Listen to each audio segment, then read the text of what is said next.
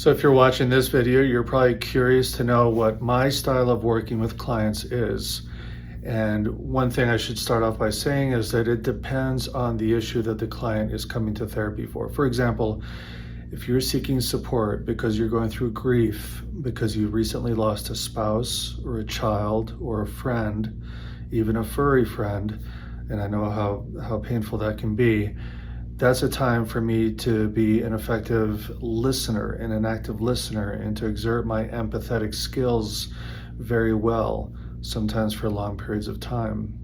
But if you're coming to me because you want to have some behavioral change, for example, perhaps you're working with a process addiction. Do you do too much scrolling or watching the internet on your desktop or laptop? Do you watch pornography and you'd like to stop that? Do you do online gambling, or are you online shopping too much? These are process addictions, and in that case, we need behavioral change, and I become a very active therapist. I work with you to find solutions to change how you do life on a daily basis. Also, how active I am depends on if you're dealing with trauma. That also requires a lot of empathetic listening, a lot of passivity, at least initially.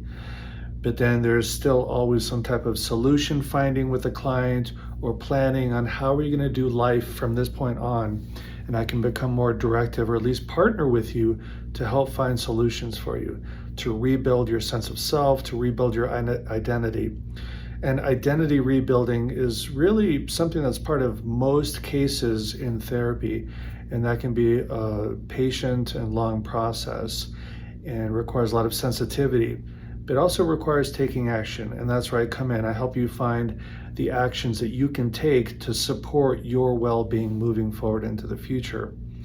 I tell all my clients, whether you're private pay or using insurance, I give you homework almost every single week, and that homework can take the form of journaling. So I tell all my clients, either get a paper journal or you can use the notepad on your phone if that's easier for you, but I do prefer paper personally. I think there's something nice about that.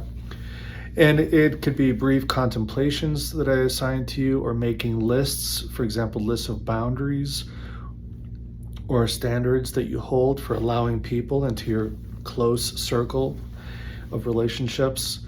And especially with changing your behaviors, for example, with some of the addictions that I mentioned earlier, we might be tracking your behavior. We might be tracking your use of what I call maladaptive coping behaviors. So basically the substances you use for addiction, whether it's a chemical substance or an electronic substance or something else like that. Even sex and love can be an addiction. So we track that and we find ways to modify your relationship to those behaviors. And often, again, these things are rooted in trauma, so often that occurred when you were in your childhood. So there'll be a mix of me being very active versus being a really good listener, especially using empathy and using the heart. And then we get to work when the time is right, because what we are talking about is rebuilding your sense of self, rebuilding your identity, and moving forward to whatever goals you've set for yourself. It's not my job to tell you who to be or what to be. My job is to support you in identifying your goals and finding your way to those goals. So overall, I tend to be a more active therapist than perhaps some other therapists you may have tried in the past.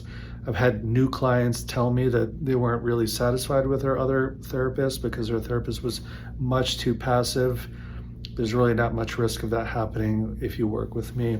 So I hope this helps you understand a little bit of how I work with clients.